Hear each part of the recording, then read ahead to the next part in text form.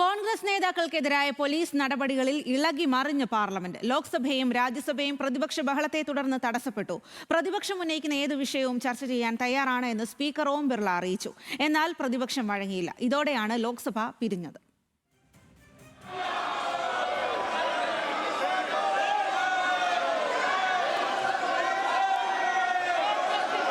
सदस्यों के जो प्रश्न होते हैं उनको बोलने का अवसर दिया जाता है।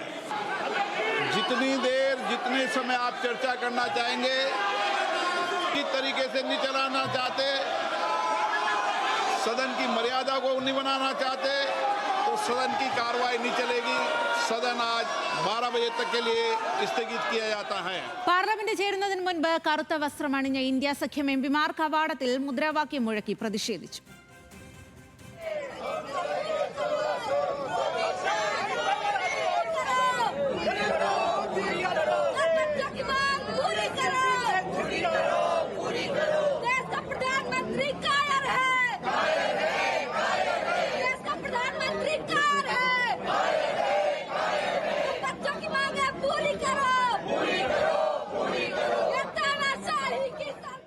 വിദ്യാർത്ഥികളുടെ ഭാവിക്ക് വേണ്ടിയുള്ള പോരാട്ടമാണ് നടത്തുന്നത് എന്ന് പ്രിയങ്ക ഗാന്ധി പറഞ്ഞു. तो एक जेन्युइन मामला है, जेन्युइन इशू है। उस पे स्टूडेंट सिर्फ अपना अधिकार मांग रहे हैं और कुछ नहीं मांग रहे हैं।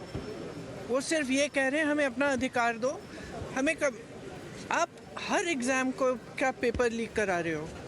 बच्चे इतना संघर्ष करके पढ़ाई करते हैं, अपने लिए एक फ्यूचर देखते हैं, आप उस फ्यूचर को बिगाड़ रहे हो. നീറ്റ് വിഷയത്തിൽ 12 മണിക്ക് പാർലമെന്റിൽ പ്രസ്താവന നടത്താൻ കേന്ദ്രം ചർച്ചയ്ക്ക് തയ്യാറായെന്ന് സഭയെ അറിയിച്ചേക്കും. CJPയുമായി ചർച്ച നടത്തുമെന്നും സൂചന. വിവരങ്ങളുമായി ER രാഗേഷ് ജന്തർ മന്ദറിൽ നിന്നും ശരത് ലാൽ എന്നിവരാണ് ചേരുന്നത്.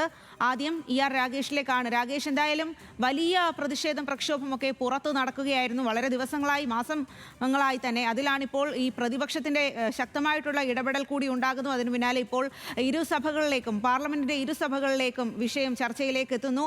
അപ്പോൾ ഏത് രീതിയിലാണ് ഇപ്പോൾ പാർലമെന്റ് ഈ വിഷയം കൈകാര്യം ചെയ്യുന്നത്? അവിടെ പ്രതിപക്ഷ പ്രതിഷേധമൊക്കെ എത്രമാത്രം ശക്തമാണ്? സ്വാതി, വലിയ പ്രതിഷേധത്തിനാണ് ഇന്നും പാർലമെന്റ് സാക്ഷ്യം വഹിച്ചത്. കാരണം ഇന്നലെയുണ്ടായ പ്രതിപക്ഷ നേതാക്കൾക്കെതിരായ ബലപ്രയോഗം, അതിനു മുൻപ് വിദ്യാർത്ഥികൾക്ക് നേരെയുണ്ടായ പോലീസ് നടപടി, ഈ വിഷയങ്ങളൊക്കെ ഉന്നയിച്ചുകൊണ്ട് കറുപ്പ് വസ്ത്രം ധരിച്ചാണ് പ്രതിപക്ഷ അംഗങ്ങൾ പ്രതിഷേധിച്ചത്. കോൺഗ്രസ് മാത്രമല്ല, പ്രധാനപ്പെട്ട പ്രതിപക്ഷ പാർട്ടികളൊക്കെ തന്നെ ഈ സമരത്തിൽ പ്രതിഷേധത്തിൽ അണിചേരുകയും ചെയ്തു. അതിനുശേഷം പാർലമെന്റ് സമ്മേളിച്ച ഉടൻ തന്നെ ചർച്ച ആവശ്യപ്പെട്ടുകൊണ്ട് പ്രതിഷേധിക്കുകയായിരുന്നു, മുദ്രാവാക്യം മുഴക്കി പ്രതിഷേധിക്കുകയായിരുന്നു പ്രതിപക്ഷ അംഗങ്ങൾ.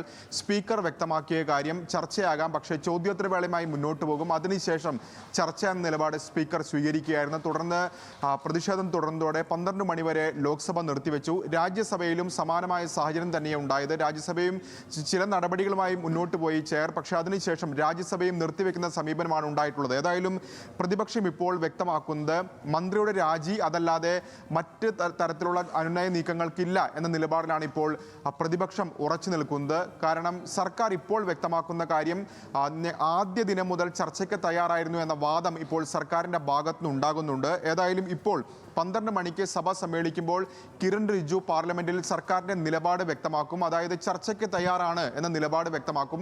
പക്ഷേ പ്രതിപക്ഷം അതിന് വഴങ്ങുമോ എന്നാണ് അറിയേണ്ടത്. കാരണം ആദ്യ ദിവസങ്ങളിലൊക്കെ തന്നെ ചർച്ച എന്ന ആവശ്യമാണ് പ്രതിപക്ഷം ഉന്നയിച്ചിരുന്നെങ്കിൽ ഇപ്പോൾ അതിന്റെ സാഹചര്യം മാറി. കാരണം സോനം വാങ്ചുക് അടക്കമുള്ളവർ ഈ വിഷയം പാർലമെന്റിൽ ഉന്നയിക്കുകയാണെങ്കിൽ നിരാഹാരം അവസാനിപ്പിക്കാമെന്ന് ആദ്യ ദിനങ്ങളിൽ പറഞ്ഞിരുന്നു. പക്ഷേ അതിനുശേഷമാണ് വിദ്യാർത്ഥികൾക്ക് നേരെയുണ്ടായ പോലീസ് നടപടി ഉണ്ടാകുന്നത്, പ്രതിപക്ഷ നേതാക്കൾക്കെതിരായ ബലപ്രയോഗമൊക്കെ തന്നെ ഉണ്ടാകുന്നത്. അപ്പോൾ മന്ത്രിയുടെ രാജി എന്ന നിലപാടിൽ ഉറച്ചു നിൽക്കുകയാണ് ഇപ്പോൾ പ്രതിപക്ഷം. അതുകൊണ്ട് തന്നെ അത്തരമൊരു നിർദ്ദേശം സർക്കാരിന്റെ ഭാഗത്തുനിന്നുണ്ടായാൽ പോലും അത് അംഗീകരിക്കുമോ എന്നാണ് അറിയേണ്ട വിഷയം. കാരണം രാജ്യസഭാ ചെയർമാനുമായി അല്പം മുമ്പ് മല്ലികാർജ്ജുൻ ഖർഗെ കൂടിക്കാഴ്ച നടത്തിയിരുന്നു. ആ കൂടിക്കാഴ്ചയിലും അദ്ദേഹം ഉന്നയിച്ച കാര്യം മന്ത്രിയുടെ രാജി, ധർമ്മേന്ദ്ര പ്രധാന്റെ രാജി എന്നുള്ളതാണ്. അതല്ലാതെ മറ്റു തരത്തിലുള്ള അന്യായ നീക്കങ്ങൾക്കില്ല എന്ന് വ്യക്തമാക്കുകയും ചെയ്യുന്നുണ്ട്. അതുകൊണ്ട് തന്നെ ഇനി പ്രതിപക്ഷം എന്ത് നിലപാട് സ്വീകരിക്കുമെന്നും നിർണായകമാണ്. പ്രതിപക്ഷം കടുത്ത നിലപാടുമായി മുന്നോട്ട് പോവുകയാണെങ്കിൽ ഇന്നും സഭ പ്രക്ഷുബ്ധമാകാൻ തന്നെയാണ് സാധ്യത. സ്വാതി.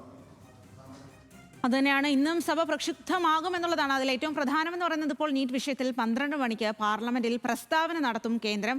ഈ ചർച്ചയ്ക്ക് തയ്യാറാണെന്ന് സഭയെ അറിയിച്ചേക്കുകയും ചെയ്യും. CJPയുമായി ചർച്ച നടത്തുമെന്നും അടക്കമുള്ള സൂചനകൾ കൂടി അവിടെ നിന്നും വരുന്നുണ്ട്. എന്തായാലും ജന്തർ മന്ദറിൽ നിന്നും ശരത് ലാൽ കൂടി നമുക്കൊപ്പം ചേരുകയാണ് വിവരങ്ങളുമായി. ശരത് ലാൽ, പാർലമെന്റിലും വിഷയം വലിയ തരത്തിൽ ഗൗരവമായി തന്നെ ചർച്ചയിലേക്ക് പോകുന്നു. വലിയ പ്രതിഷേധം പ്രക്ഷുബ്ധമാകുന്ന തരത്തിലേക്ക് കാര്യങ്ങൾ നടക്കുന്നു. ഇതിനിടയിലാണ് ഇപ്പോൾ കേന്ദ്രം ഇക്കാര്യത്തിൽ ചർച്ച നടത്താം എന്ന് പറയുന്നത്. അപ്പോൾ CJPയുമായും ചർച്ച നടത്തുമെന്നുള്ള സൂചനയൊക്കെ വരുന്നുണ്ട്. അപ്പോൾ ഇപ്പോൾ ഏത് രീതിയിലാണ് പ്രതിഷേധക്കാർ അവരുടെ നിലപാട് സ്വീകരിച്ചിരിക്കുന്നത്? കേന്ദ്രം അത്തരത്തിൽ ചർച്ചയ്ക്ക് തയ്യാറാകുകയാണെങ്കിൽ എങ്ങനെയാകും അവരുടെ നിലപാടുകൾ എന്നാണ് മനസ്സിലാകുന്നത്?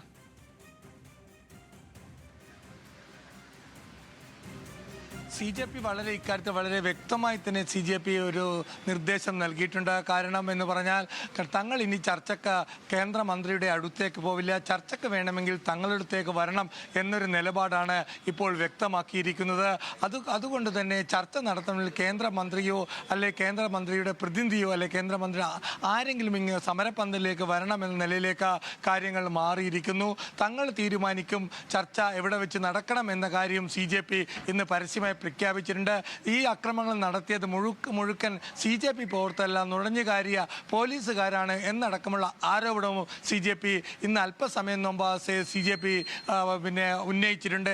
ഏതായാലും ജന്തർ മന്ദിറിൽ വളരെ വലിയ ഒരു ആൾക്കൂട്ടത്തിലേക്ക് കാര്യങ്ങൾ നീങ്ങുകയാണ്. അതിൻ്റെ ഭാഗമായി 4 മെട്രോ സ്റ്റേഷനിൽ പോലും ഇപ്പോൾ അടച്ചിട്ട് കഴിഞ്ഞു. കൂടുതൽ പോലീസ് സേനയെ കേന്ദ്രം ഡൽഹിയിലേക്ക് ഇറക്കുകയാണ്. 20 കമ്പനി CRPFിൻ്റെ പ്രത്യേക കമാൻഡോ യൂണിറ്റിനെ തന്നെ പശ്ചിമ ബംഗാളിൽ നിന്ന് എയർലിഫ്റ്റ് ചെയ്ത് കഴിഞ്ഞു. അത് ആൾക്കൂട്ടത്തെയും കലാപത്തെയും തടയാനുള്ള പ്രത്യേക പരിശീലനം ശ്രദ്ധിച്ച ഈ CRPF കമ്പനി ഉടൻ തന്നെ ഡിപ്ലോയ് ചെയ്യുമെന്നാണ് ഡൽഹി പോലീസ് അറിയിച്ചിരിക്കുന്നത്. ഒരു ഭാഗത്ത് ചർച്ചകൾ നടക്കുമ്പോൾ തന്നെ മറുഭാഗത്ത് കടുത്ത നടപടിയിലാണ് കേന്ദ്രം നീങ്ങുന്നത്. ഏതായാലും ജന്തർ മന്ദിറിൽ യുവാക്കളും അല്ലെങ്കിൽ പ്രക്ഷോഭകർ കൂടി വരുന്നു എന്നുള്ളതാണ്. ഒരു കാരണവശാലും സമരത്തിൽ നിന്ന് പിറകോട്ടില്ല. തങ്ങൾ ആദ്യം തങ്ങൾക്കെതിരെ നടത്തിയ അല്ലെങ്കിൽ പോലീസ് അതിക്രമത്തിനെ കുറിച്ച് അന്വേഷണം വേണം. ഇപ്പോൾ കസ്റ്റഡിയിലുള്ള 61 പേരിൽ 35 പേരെ വിട്ടയച്ചിട്ടുണ്ട് ഡൽഹി പോലീസ്. മറ്റുള്ളവർക്ക് പരിക്കേറ്റിട്ടുണ്ട്, ആശുപത്രിയിൽ ചികിത്സയിലാണ്. ആശുപത്രി ഡിസ്ചാർജ് ചെയ്യുന്നത് പോലെ തന്നെ അതനുസരിച്ച് അവരെയും കസ്റ്റഡിയിൽ നിന്ന് പുറത്തുവിടുമെന്നാണ് ഡൽഹി പോലീസ് അറിയിച്ചിരിക്കുന്നത്.